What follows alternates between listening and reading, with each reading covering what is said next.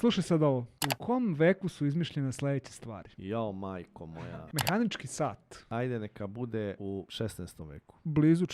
vek. Naočare. Pa možda je to pre sata, šta znam. Ajde, neka bude 11. vek. Blizu 1200 i neke u Italiji su krenuli Italijani da Jao, stave. baš sam Znači je 13. vek.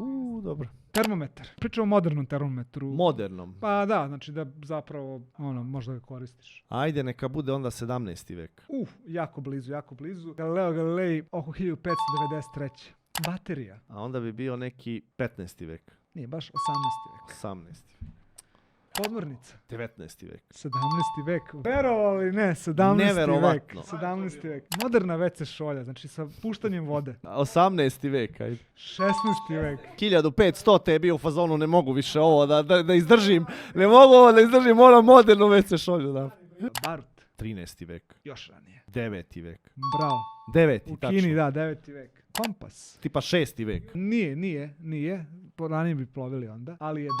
vek. 11. vek. Papirni novac. Pa to je možda 7. vek tipa. Jeste. 7. Bravo. tačno. Da. Ajde. Gutenberg kad je izmislio mašinu za štampanje. Jao, to mi je poznato nešto. Mislim da je to neke 1400 i neke. Jeste. 15. vek, jel tako? Bravo. Dobro je. Ostalo je znanje iz osnovne škole još.